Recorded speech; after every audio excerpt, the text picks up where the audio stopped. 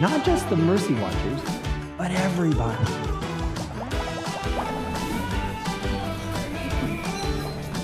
Hi, everybody. Today I have a special pleasure, and we get to talk with Father Eduardo Rivera, Congregation of St. Basil. He's our chaplain at the University of St. Thomas. Hello, Father Eduardo. Thank you for having me, Dr. Ludwick. It is so awesome that you're here. I'm really excited. I mean, as an alumnus coming back to the University of St. Thomas, seeing so many of my past professors, but then also seeing all the new stuff, all the amazing things that have happened since I've been gone, it's just incredible.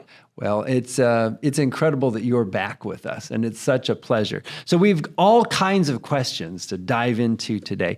But tell us, when did you graduate? What did you study? How did you find your vocation? Yeah. So when I came to the University of St. Thomas, I started out as a political science major. I went on to a pre-law track. Right. I wanted to be an attorney. Yes. So, well, I got a job in campus ministry. Oh. I was a Mendenhall student. Mm-hmm. And so during Mendenhall, around lunchtime, I would go to daily mass. And that's when the chaplain at the time invited me to work in campus ministry. So I wasn't too serious about the discerning the priesthood thing. Slowly but surely, I had other friends who were definitely more focused, more serious about their discernment. Mm-hmm. And they kind of dragged me along to different retreats. Until one day, really my spring semester of my first year, this friend of mine said, "Hey, I'm going on this retreat. I don't really know anybody there. It's for the Basilian Fathers, the priests that run the university. Like, can you go with me? I don't want to go by myself." So I said, you know what? I'm going to be a good friend. Why not go? Why not? And I went, and at that retreat, we learned about the Basilian charisms. We learned about religious life and discerning a vocation to the priesthood as well. And it just blew me away. It blew me away. The priest who was leading the retreat is the one and only Father Kevin Story, who is now the Superior General of the Basilian Fathers. Yes. And so after that retreat, I said, I have to take the next step. I have to at least try to get more serious about my discernment. And so I went to my spiritual director at the time, who was the chaplain here at the university, and we charted a path forward where I was able to meet with the Basilians, to eat dinner with them, to pray with them. And from then on, things were never the same. So no looking back. No. I went straight into the novitiate after graduating here from the University of St. Thomas. And do you know what a novitiate is? I do. It's a spiritual boot camp, right? It's spiritual boot camp. That's the training. That's what I kind of tell people. We were taking classes, conferences within the novitiate, but we were very cloistered, mm-hmm. and we had a very strict schedule. We were up at a specific time. We were up at 6:00 in the morning doing morning prayer, doing lauds, having time in meditation. And then we would have mass. We would have set conferences throughout the day. We had manual labor. But in addition to all of that, we had no access to computers, to TVs, to cell phones. We couldn't even reach out to our parents other than writing letters. Right? So it was a very intense year, mm-hmm. but it gave me the tools that I needed to kind of live out religious life day to day. So the way we mm-hmm. like to say it is, when you enter religious life, you kind of have to lease out the house before you know you're going to buy it, right? So what they always do is that you take the vows for a temporary basis. Mm-hmm. But then I was also taking classes at St. Mary's Seminary, which happens to be part of the University of St. Thomas, right? Indeed, yes. So I couldn't escape the university no matter how much I tried. Well, no one wants to escape. Yeah. So it was good going to the seminary here in town. I had my family all around me as well. Mm-hmm. I had the Basilians right here. So I learned a lot along the way. And then I got ordained in the middle of the pandemic. By the grace of God, everything worked out. Bishop George Schultz ordained mm-hmm. me at St. Anne's Catholic Church, just down the street, on May 23rd, 2020. That is a great vocation story. Yeah. It starts, ends, and all the things in between are all about UST and the Basilians. What a wonderful combination, because that's the University of St. Thomas. And the other thing that sort of stuck with me about your story was that pivotal invitation and how the Holy Spirit might use someone sort of unsuspectingly, right? Yeah. To invite you to that retreat. Right. That was one of the primary catalysts behind that. So I just think that's wonderful. So let's pivot for just a moment now and say, okay, you're here on campus and you are the chaplain. I'm the chaplain. You are the chaplain. Yeah. And you were helping get these retreats going, and you're bringing a quality of spiritual life to this campus, which is just on fire, right? So there is an element of innovation with that. Can you talk to us about how innovation plays a role in what you do? In the context of the university, and specifically within our faith and campus ministry, we can think of innovative ways of reaching out to people, of evangelizing, right? And helping them understand our faith and helping them encounter Christ to begin with. When we're thinking of, in campus ministry, some of the other little programs that we do that are innovative is that we're doing a lot of small group evangelization. So whereas I can't run everywhere and meet every single person and tell them how great Christ is, but although you do that, I've heard your homilies. I do that. I can do that only so much. I can't bilocate yet, right? I can't go in multiple places at once. But what we do have are students, tons of students, who want to have small groups, who want to have a small faith-focused community where they get together, they hang out, but they meet and they focus on Scripture and encountering Christ in the Scriptures. And from there, they share their faith experiences, whether they're Catholic or whether they're coming from another denomination of Christianity or another religion overall. We are providing that connection, that one-on-one, where people can just meet with their friends who might come from diverse backgrounds. I would say that's one of the innovative ways that we in campus ministry are connecting with people who, like in the past, were not maybe having that same connection, or maybe they knew they were going to a Catholic university, but they really never saw it as something more than just something that they would read in a book, right? Something that needs to be lived out. Right. So sort of like a brand, right? Yeah. Like it's just the logo or something, instead of this real presence, as we talk about it at the University of St. Thomas, a true presence where you encounter Christ in the other. Exactly. That's beautiful. Exactly. That's beautiful. What's next for your work here with the University of St. Thomas? I'm really hoping to get to meet more and more students and making those connections on the ground. I believe, like, first and foremost, the students are really like the reason why we're here at the university, right? I mean, why else are we here if not to help other people learn goodness, discipline, and knowledge as a community? Why else are we here not to help people understand that faith and reason can work together? Even with students who might not necessarily be our typical campus ministry students, right? Is there one of those? Is there one atypical campus ministry student? Oh, you know the ones that are always at daily mass, the ones that are our student workers helping out on the retreats and things like that. So I really want to make those connections with every possible student, as many as are open to it, so that they can understand like where we're coming from with our Catholic faith and where we're trying to take them as well. Great. That's awesome.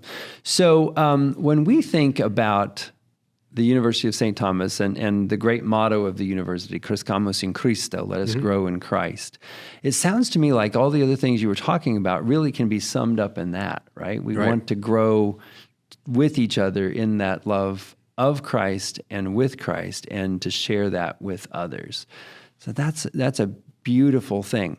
Now, for our students who look up to you as their chaplain, and you've just given us your vocation story, what would you say to them if they're thinking, well, maybe there's something in the back of my mind that's maybe calling me to priesthood or religious life in some way? How would you explore that? Because that can be kind of scary, right? Right, right. The society today is like, oh, that's weird. But it's not. It's beautiful. And it's really a loving gift of self to the other. So talk to us about how you'd go about following that kind of whisper.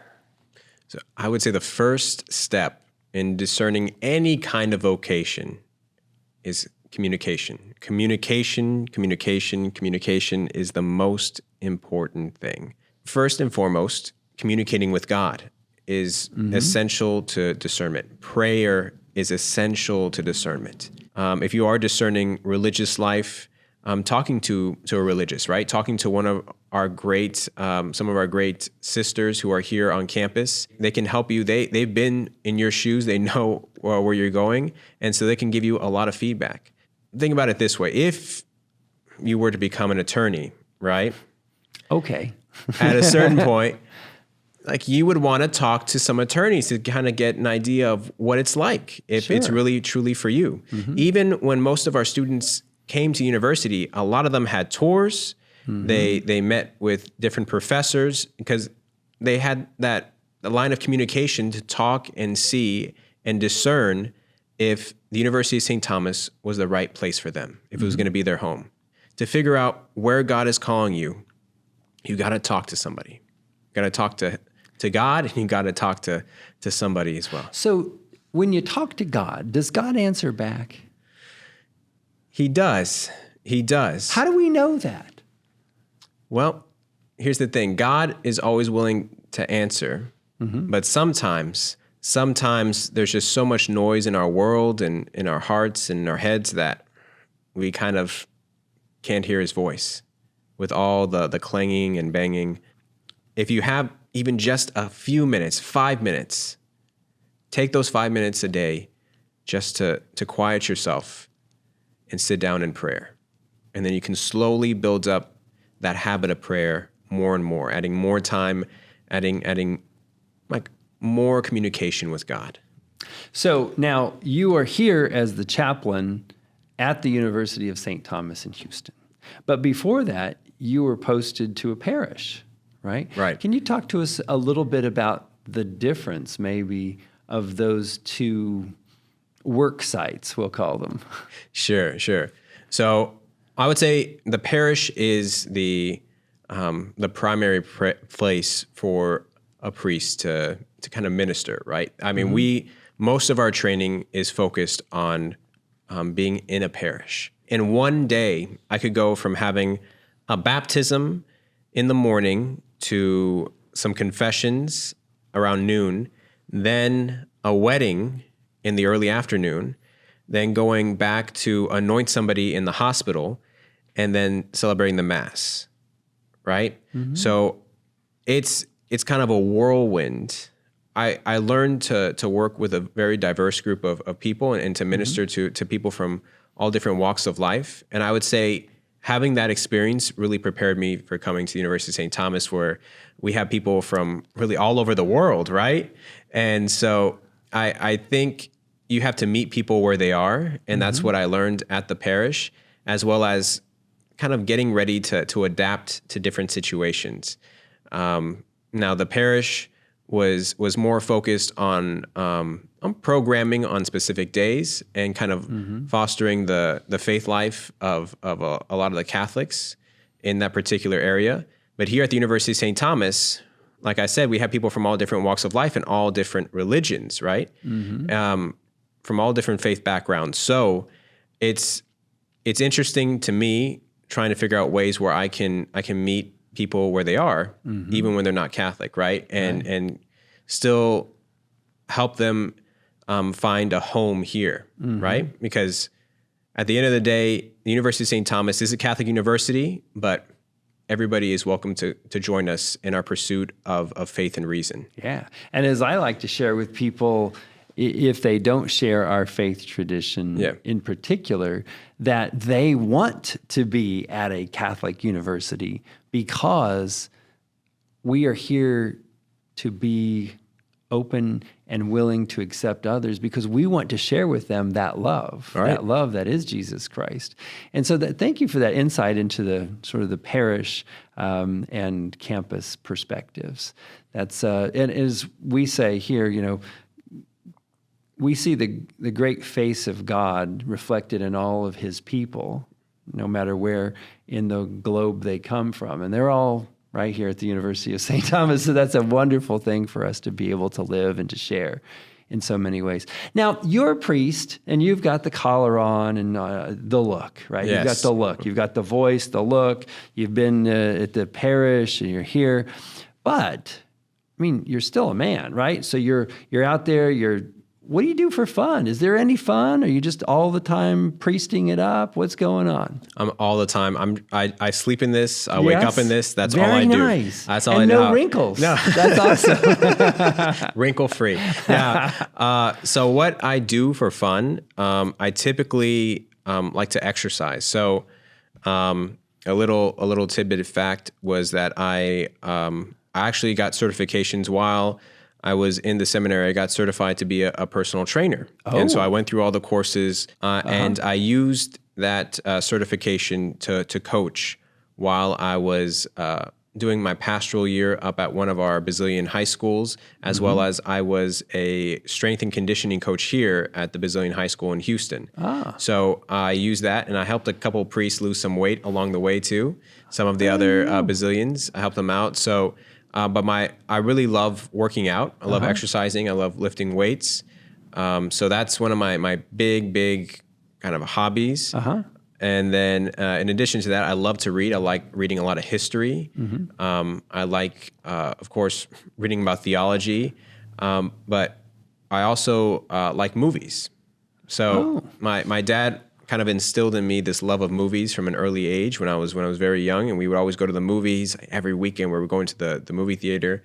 Excellent. Well, that's awesome. So, are the students going to see you over at the JAC, the Jerebeck Athletic and Oh yeah, we're working Center? on it. Coach and I are working on it. Yeah. Okay. Yeah, we're gonna figure out something. That's awesome. Well, thank you for joining us today. This has been a lot of fun, and I know that our audience, our viewers, have been dying to get to know Father Eduardo a little bit better, and we'll have you back on the podcast one of these days so you can give us the sort of the seasoned viewpoint of campus ministry. So anyway, thank you all for joining us today for this conversation, and God bless you.